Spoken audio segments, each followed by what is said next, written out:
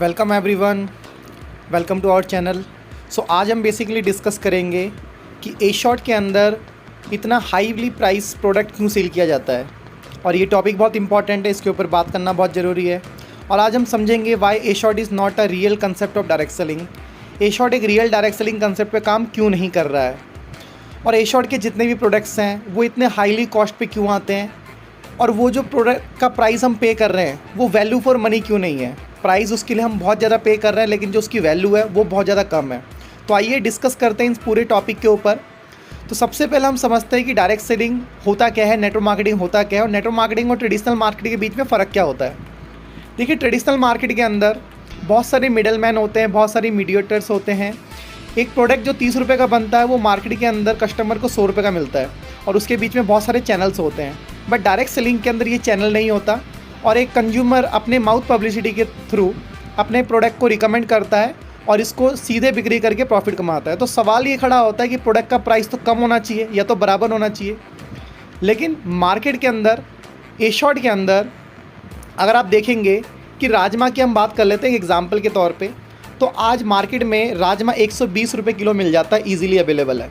But A short के अंदर वही राजमा आपको 1 केजी का जो प्राइस है वो मिलता है 205 रुपये के अंदर। अब ये 205 रुपये के अंदर कंपनी ने जो ए शॉर्ट पॉइंट रखा हुआ वो रखा हुआ 66, यानी कि एक्चुअली इसको 2 से डिवाइड करेंगे तो कंपनी डिस्ट्रीब्यूट कितना करेगी। कंपनी जो पैसा अपने ऑल डिस्ट्रीब्यूटर्स में डिस्ट्रीब्यूशन करेगी वो करेगी 33 रुपीज़।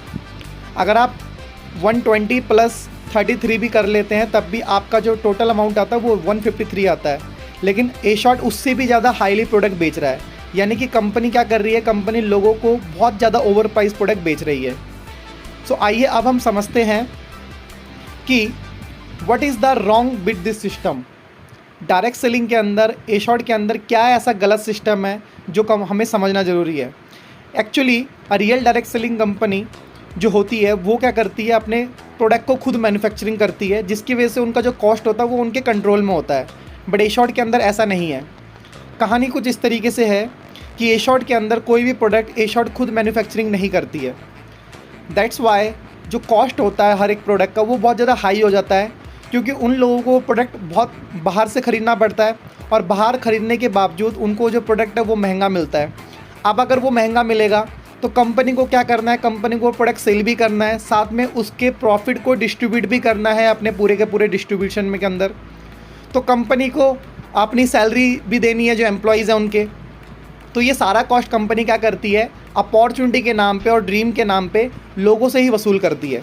तो जो अपने नए कस्टमर होते हैं उनको बहुत ज़्यादा महंगे प्रोडक्ट बेचे जाते हैं मार्केट के मुकाबले, और वहीं से जो पैसा आता है उसी पैसे को डिस्ट्रीब्यूशन में डिवाइड करती है और अपनी एम्प्लॉयज़ की सैलरी देती है और ख़ुद का प्रॉफिट कमाती है।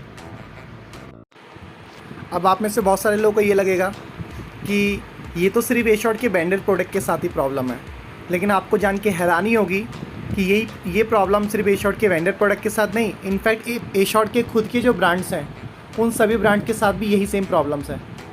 तो देखते हैं आइए ए शॉर्ट के कुछ प्रोडक्ट्स और उनके प्राइसिंग। तो मिस्टर हॉफमैन की एक शर्ट है जिसका जो MRP है वो है 2199।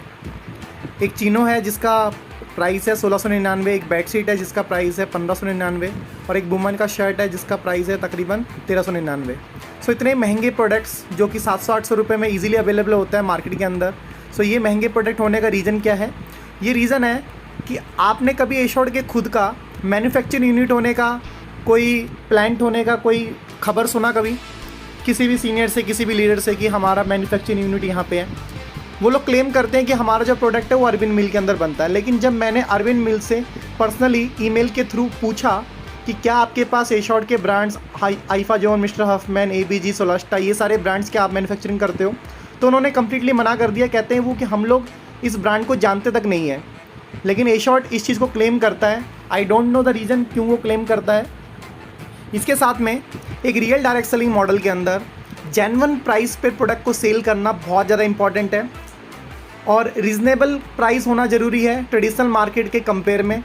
बड़े बड़े लीडर को अगर आप कभी भी सुनोगे तो बड़े लीडर हमेशा यही बोलते हैं कि किसी भी कंपनी को ज्वाइन करने से पहले आप उस कंपनी के प्रोडक्ट का प्राइस ज़रूर देखिए।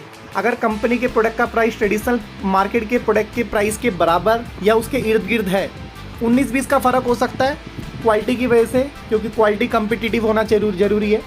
लेकिन अगर बहुत ज़्यादा फ़र्क है तो यानी कि आप गलत डायरेक्ट सेलिंग कंपनी में काम कर रहे हो और वहाँ पे सक्सेस होना नामुमकिन है। सो आपको कौन सी कंपनी ज्वाइन करनी चाहिए? आपको एक ऐसी कंपनी ज्वाइन करनी चाहिए जहाँ पे आपकी कंपनी के प्रोडक्ट्स रिपीट बेसिस पे सेल होते हों और आपके डिस्ट्रीब्यूटर आपकी कंपनी से रिपीट बेसिस पे रीपरचेस करते हों। सो सिंपली अगर कोई कंपनी अपने मैन्युफैक्चरिंग यूनिट के थ्रू अपने प्रोडक्ट मैन्युफैक्चरिंग नहीं करती है तो उनको कमीशन बांटने के लिए पैसा नहीं बचता है, क्योंकि उन लोगों को ऑलरेडी जो प्रोडक्ट बाय करना पड़ता है आउटसाइड से वो बहुत महंगे होते हैं।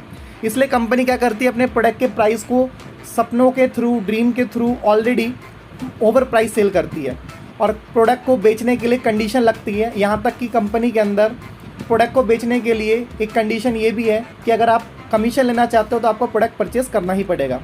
Thanks for watching this video. अगर आप चाहते हैं कि इस चैनल पे और कुछ वीडियो आए तो आप लोगों का उस ओपिनियन का मैं हाईली रिगार्ड करता हूँ। चैनल को सब्सक्राइब ना करना भूले। Thank you so much guys.